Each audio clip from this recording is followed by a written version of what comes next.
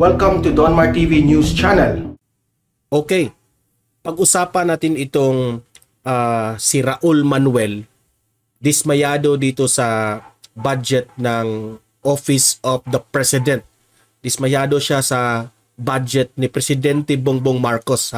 Proposed pa yan, proposed budget. Yan, nagrereklamo sila dito dahil ang sobra rong laki, ganon, ganyan. Alam nyo naman, itong Makabayan Black, itong oposisyon na ito, lagi itong kumukontra sa administrasyon. Okay? Yan ang ating pag-uusapan. Pero bago ang lahat, help me na i-like at i-share itong video natin sa Facebook at sa YouTube para naman kakalat ito sa taong bayan. Okay? Sabay-sabay tayong mag-like and share. 1, 2, 3, go. Thank you. And also guys, i-subscribe, i-follow itong Donmar TV para lagi kayong updated sa mga balita na kagaya nito. Okay? Sabay-sabay tayong mag-follow and subscribe sa Donmar TV. 1, 2, 3, go. Thank you. Okay. So, panoorin natin itong balita na itong grupo ng Makabayan Black, itong si Raul Manuel, si Franz Castro, itong si Brosas, palag na palag sila dito dahil terminate itong deliberation ng proposed budget ng Office of the President. Okay? Panoorin natin at magre-react tayo dito. Play. Courtesy, respect, hindi ba't mas mataas ang utang na courtesy at respeto ng mga ahensya ng gobyerno sa mamamayan, lalo na ang Office of the President? Utang na magpapaliwanag kung paano ginastos at paano gagastusin ang bawat sentimong pinagkakatiwala sa kanya. Taliwas sa halos 14 na oras na budget deliberation ng Kamara sa Department of Transportation o DOTR kahapon, 37 minuto lamang tumagal ang briefing para sa 2024 budget proposal ng Office of the President o OP ngayong araw. Alas 9:30 ng umaga ng umpisahan ng House Appropriations Committee ang budget deliberation para sa 10.7 billion pesos na panukalang pondo ng OP. Subalit alas 10:14, terminated na ang budget deliberations at walang mambabatas na nagtanong kaugnay ng panukalang budget ng OP. Kaugnay nito, binigyan naman ng pagkakataon ang 3 miyembro ng Makabayan Bloc na ipahayag ang kanilang manifestasyon kaugnay ng Office of the President's 2024 proposed budget sa loob ng 2 minuto bawat isa. Kwestiyon ng mga ito ang confidential and intelligence funds. Lagi silang nagko-question dito sa mga confidential fund ng presidente at vice presidente. Ito si Raul Manuel. O CIF sa proposed budget ng OP maging ng Office of the Vice President. 4.56 billion pesos ang halaga ng CIF ng OP para sa 2024. Ito ay pagkatapos na maghain ng mosyon ni Abra Representative Ching Bernos upang i-terminate o tapusin ang deliberasyon sa proposed budget ng OP para sa 2024 bilang parliamentary courtesy. Kung i-compare natin sa confidential and intelligence funds ng Office of the President, di hamak na mas malaki, Madam Chair. 2.25 billion confidential funds, 2.31 billion intelligence funds, constituting 43% of the Office of the President's proposed budget.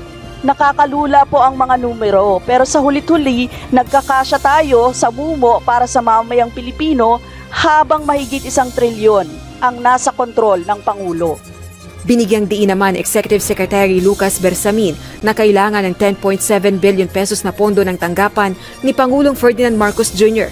upang magampanan ang tungkulin nito bilang punong ehekutibo, Chief Architect ng Foreign Policy at Commander-in-Chief ng Armed Forces of the Philippines sa gitna ng recovery ng bansa mula sa pandemya.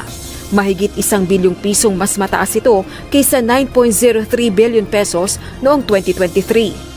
We are asking for a modest increase, but at a rate that is within the norm of prior fiscal years. Samantala, kwestiyon naman ng mga mambabatas. Ayan, nagpapamedya pa ang grupo nila Raul Manuel, itong si Franz Castro, itong Makabayan Black. Ang 125 million peso confidential fund na inilabas ng OP para sa OVP noong 2022 kahit wala ito sa pambansang pondo noong nakalipas na taon. Rosa Licoz, UN. So ayan ha, yan ang binalita. Sa Kamara, palag na palag sila, nagrereklamo itong sina Raul Manuel, Franz Castro, itong si Brosas sa proposed budget na nag-propose itong kampo ni Presidente Bongbong Marcos na mag-increase dito sa mga confidential funds at sa ilang mga budget. Sila, laging kinu-question, bakit raw malaki? Ganon, ganyan. Ang sa akin dito, ang argumento natin dito, bakit kayo magrereklamo? Proposed budget pa yan. Pre-proposed pa yan. Okay? Nasa isip ninyo na kukurakutin yung budget na yan? Ha? Proposed budget pa yan. Nakadetalye yan lahat doon kung ano ang gagawin sa pera na yun. Hindi yun i-present ng kampo ng ating Pangulo kung walang kung saan gagamitin. Okay? Pero walang magawa ang presidente kapag ayaw ng Kamara i-approve yung mga proposed budget na yan. Pero ito sila, medyo dismayado sila dahil terminate yung deliberation. Ayaw pag-usapan ng Kamara. Okay? Siguro, majority, pabor. Siguro, siguro nakaintindi sa proposed budget. Sila, magbasa nga kayo, basahin nyo yung proposed budget. Wala naman silang akusasyon. Wala naman silang bintang. Itong silang Raul. Ang sabi lang nila, malaki raw yung budget.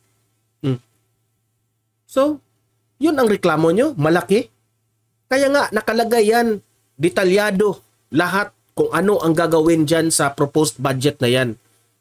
Okay? Proposed. Hindi pa yan naibigay, ha? So, kayo, para sa akin, hindi naman ako nagmamagaling dito, ha? Analysis ko ito, gusto nyo lang siraan ang ating Presidente Bongbong Marcos. Gusto lang kayo mag-ingay sa media para kayo ay mag-ingay. Gusto nyo ipalabas sa media na sobrang laki yung budget ng Office of the President o itong Vice President rin. Ipalabas ninyo na bakit malaki. Questionin natin ito. Parang ipalabas ninyo na may anomalya dito kasi ang sobrang laki. Yan ang ano nyo eh.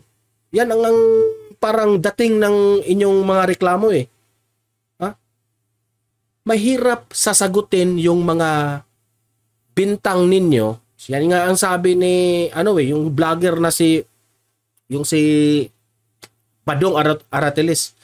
Mahirap sasagutin yung mga tanong ninyo na wala naman kayong detalye kung nangungurakot itong gobyerno na ito.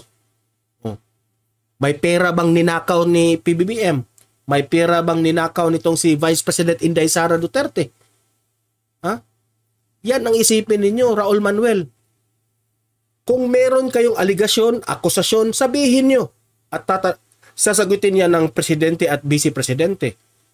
Yan ang mahirap sa inyo eh. Hindi pa nga nakagalaw ang Presidente, hindi pa nga nakagalaw ang Vice Presidente, una na kayong nagduda. Bakit malaki itong budget na ito? Kaya nga, pinili itong mga leader na itong si BP Sara at itong si PBBM dahil malaki ang tingin nila dito sa Pilipinas. Malaki ang kanilang view kung ano ang kanilang gagawin. Sa mga programa, proyekto, mga activities, mga engagement, kailangan yan ng confidential fund para mapabilis, para safer ang takbo ng proseso ng gobyerno natin. Especially itong presidente at vice presidente. Think of it, Raul Manuel, na ito ay presidente at vice presidente, the two highest ranking official of the Philippines. Yan ang isipin nyo. Hindi ito kagaya ninyo na puros lang kayo kamalian at puro negatibo ang nasa isip ninyo sa administrasyon. Yan ang isipin ninyo.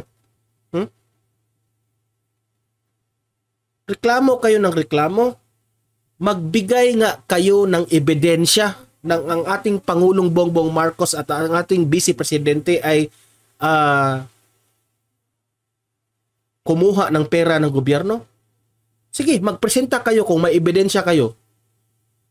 At alam ko, mahirap yang patunayan. Dahil itong si PBBM at si BP Sara, malinis itong magtrabaho. Ha? O, sige, patunayan nyo. Bago kayo mag-akusa, excuse me, bago kayo mag-akusa, bago kayo magbintang, bago kayo magduda,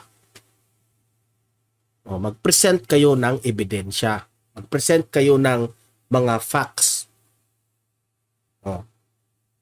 Nagalit kayo, nadismaya kayo kasi ang kamara, halos lahat, ayaw ng pag-usapan, ayaw ng i-deliberate ang budget na yan. Dahil alam nila, binasa nila yan. At alam ko, binasa nyo rin yan. Pero gusto lang nyong mag-ingay sa media. Gusto lang nyong mag-ingay sa kamara dahil para mapag-usapan kayo. Di ba? Ganun naman eh.